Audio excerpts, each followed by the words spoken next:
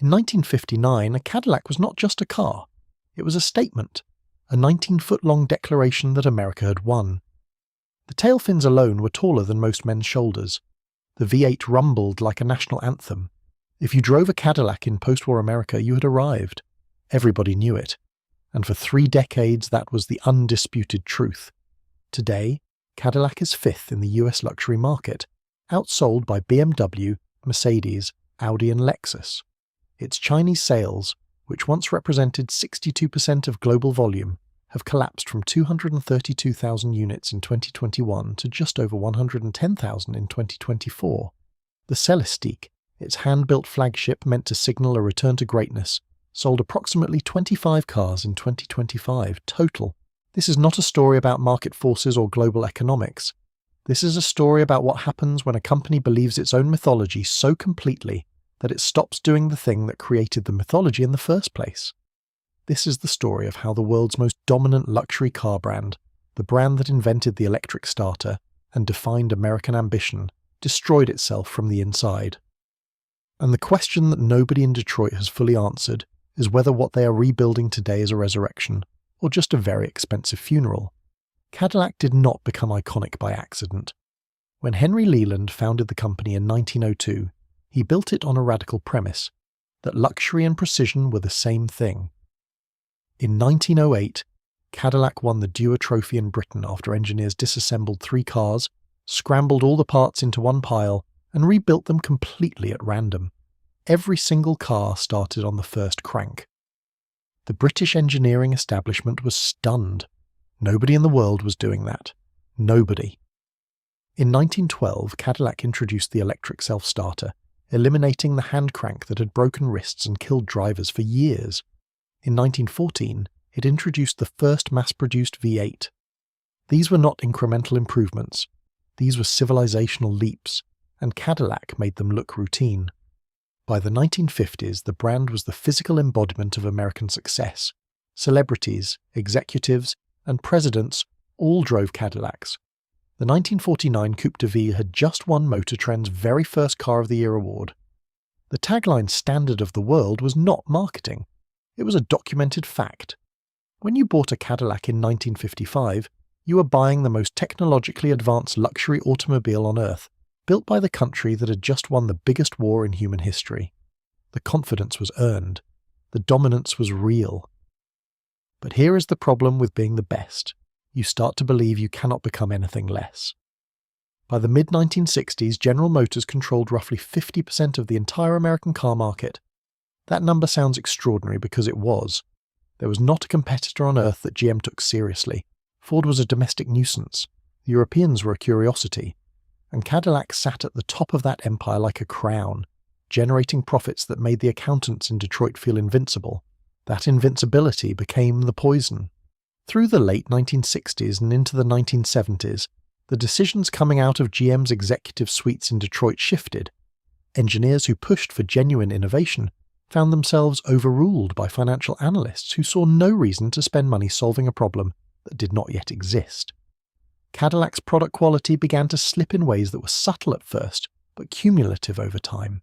The interiors got a little cheaper, the engines got a little less refined. The gap between the price Cadillac charged and the car it delivered began to quietly widen. Meanwhile, in Stuttgart and Munich, 2 German companies were doing the opposite. BMW and Mercedes were pouring money into engineering excellence. They were building cars that drove the way a precision instrument is supposed to feel. They were not yet a threat to Cadillac's volume. But they were planting a seed in the minds of a generation of young American professionals who were beginning to ask a question Cadillac had never had to answer before. Is this actually the best money can buy? Detroit did not hear the question, and that silence would cost them everything. If this story is hitting different, subscribe and turn on notifications, because what comes next is where it gets truly catastrophic. October 1973. OPEC announced an oil embargo against the United States in retaliation for American support of Israel in the Yom Kippur War. Within weeks, gas prices quadrupled. Lines at filling stations stretched around city blocks. Rationing began, and Cadillac, which had just spent a decade building cars with engines displacing 7 and 8 litres, suddenly found itself selling the automotive equivalent of a gas fireplace in a drought. The panic inside GM was immediate and severe. The comfortable assumption that American consumers would always want big cars and that fuel was effectively free evaporated overnight. Cadillac's entire product philosophy was built on excess. Size was a feature. Fuel consumption was irrelevant. The idea of building something smaller, lighter, or more efficient had been dismissed as European thinking, and European thinking was not something Detroit considered relevant. The scramble began. Cadillac started shrinking its cars. The 1977 Coupe de Ville was downsized dramatically. Customers who had bought the previous generation were confused, and in some cases furious. They had paid for a certain kind of car, and the car kept changing shape beneath them. But the real problem was not the downsizing. The real problem was what came next. When Cadillac tried to solve its fuel economy problem with technology, it produced one of the most expensive quality disasters in American automotive history. In 1981, Cadillac introduced what it called the V8-6.4 engine. The concept was genuinely ahead of its time. A 6.0-litre V8 that could deactivate cylinders on the fly, running on 8 cylinders under heavy load and dropping to 6 or 4 when cruising, saving fuel. The computer command module at its heart could process 300,000 operations per second. Cadillac's chief engineer publicly declared it was worth more than an entire overdrive transmission system. The brochures called it a revolution. The customers called it something else. The solenoids that controlled cylinder deactivation shuddered. The engine lurched during mode transitions. The computer could not manage the variables smoothly, and every time the car shifted from 8 to 6 to 4 cylinders, drivers felt it as a jerk, a hesitation, a wrongness. Cadillac issued 13 separate software updates in a single model year, trying to fix the problem. None of them fixed it. Dealers were flooded with complaints. Class action lawsuits followed. After 1 year, the V8-6.4 was pulled from every retail model in the lineup. 1 year. The buyers who paid a premium for that engine, loyal Cadillac customers who had trusted the brand their entire adult lives, were turned into unpaid beta testers for broken technology. Those customers did not forget. And the V8-6.4 was not even the worst decision Cadillac would make that decade. The worst was already in development. By 1980, BMW and Audi were making real inroads in the American compact luxury segment. Cadillac dealers were asking GM for a smaller, sportier car to compete. The answer they got defies explanation even now, 44 years later. Cadillac took the Chevrolet Cavalier, a budget economy car that sold for around $6,000, added leather seats, some wood trim, and a Cadillac badge, and priced it at $12,000. They called it the Cimarron. It was introduced in May 1981 with a base price of $12,131, twice the cost of the Cavalier beneath it. The engine produced 88 horsepower. Road and Track recorded a 0 to 60 time of 15.9 seconds. The magazine called it painfully slow, and that was the generous review. First-year sales hit barely 26,000 units, a third of what Cadillac had projected. By its final year in 1988, Cadillac sold 6,454 Cimarrons total. Total sales across its 7-year run, approximately 132,000 cars. The numbers are bad. The symbolism is worse. Cadillac had spent 80 years telling the world it built the finest automobiles money could buy. The Cimarron told the world it would put a Cadillac crest on a Chevy and charge double for the privilege. The message consumers received was stark and permanent. Cadillac will take your money and your trust, and give you neither quality nor respect in return. That perception would not heal. It would metastasize. While Cadillac was imploding internally, the Europeans were executing with terrifying precision. BMW's philosophy was almost the inverse of Detroit's. Where Cadillac offered comfort and size, BMW offered precision and engagement. The 1982 BMW 3 Series drove like nothing American buyers had ever experienced from a luxury brand. It did not float over roads, it connected to them. The steering was communicated, the handling responded, it felt alive. Mercedes, for its part, was building a reputation for engineering integrity so deep that consumers treated a Mercedes purchase as a rational investment, not just an emotional one. The 1980s Mercedes S-Class was not just luxurious, it was the most engineered automobile on Earth, and the market felt that difference viscerally. Cadillac's response was essentially to deny that the threat was real. The European cars were seen internally as niche products for a particular type of buyer. The assumption was that American consumers, the real market, would always come back to the big American car. That assumption ignored something fundamental. The buyers choosing the BMW 3 Series in 1985 were not old Cadillac buyers who had switched. They were young professionals who had never considered Cadillac in the first place. Cadillac was not losing its customers. It was failing to create the next generation of them. That distinction would become the defining crisis of the 1990s. Now you understand the engineering disaster. What follows is the demographic collapse that made it permanent. By the early 1990s, the data inside GM told a story that nobody in Detroit wanted to hear. The average age of a Cadillac buyer was climbing year after year. Young professionals, the lawyers and doctors and finance executives who were supposed to form the next generation of American luxury buyers were buying BMW 3 Series and 5 Series at rates that had become statistically impossible to ignore. A Cadillac had become a retirement gift, a car you drove when you had given up caring what the car said about you to anyone under 50. The cultural damage was compounded by more than a decade of quality failures. The V864 disaster, the Cimarron humiliation. A succession of underpowered, unreliable engines had made Cadillac ownership synonymous with mechanical anxiety.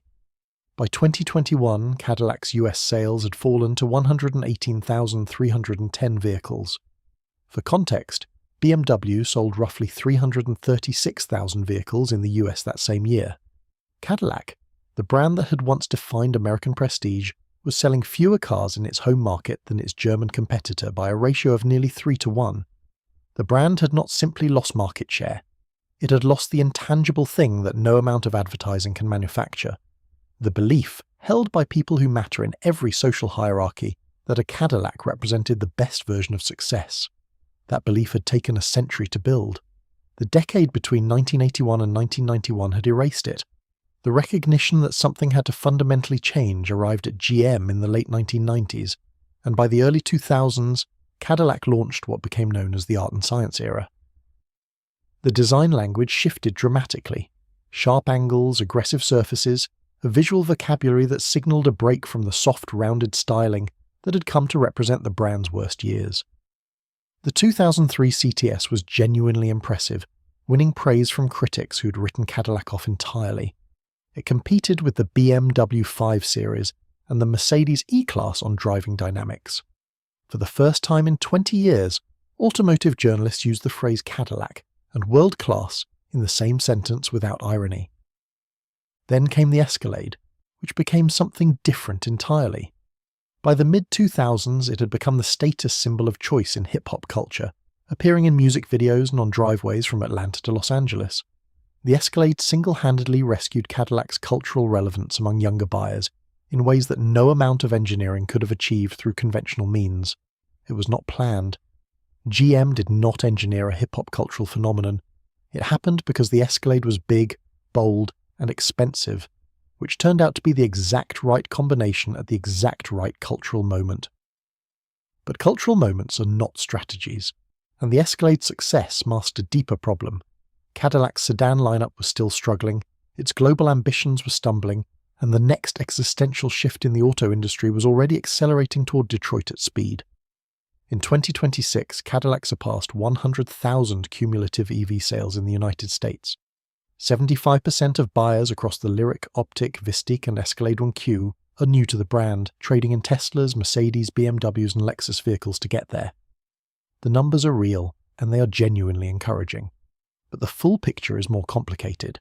China, which represented 62% of Cadillac's global sales at its 2021 peak of 232,000 units, sold just over 110,000 vehicles in 2024, a collapse of more than 50% as Chinese domestic brands have made imported luxury effectively obsolete in their own market. Cadillac sits fifth in the US luxury market. Globally, it is seventh. The Celestiq, the hand-built $300,000 flagship meant to re-establish the brand at the absolute summit of luxury, produced approximately 25 units in 2025. The EV tax credit removal now threatens to slow even the momentum Cadillac has built domestically. Here is the warning inside this story. Cadillac's crisis was not caused by a single decision. It was caused by the accumulation of small betrayals. The corner cut, the technology rushed to market, the competitor dismissed, the young buyer ignored. Each one looked survivable in isolation. Together, they dismantled a century of earned prestige in a single generation. The brand is climbing back. The sales data says so. But trust, once destroyed at that scale, does not return because you launch a new model or spend more on marketing. It returns slowly through the relentless delivery of exactly what you promised, for years, without exception. That is what the standard of the world used to mean. Whether Cadillac can earn that title again is the only question that matters. If this story made you think differently about how brands destroy themselves, share it with someone who needs to hear it. And if you want to go deeper into the stories that financial media is too busy to slow down for, subscribe to Low Volume Capital. The next one is already coming.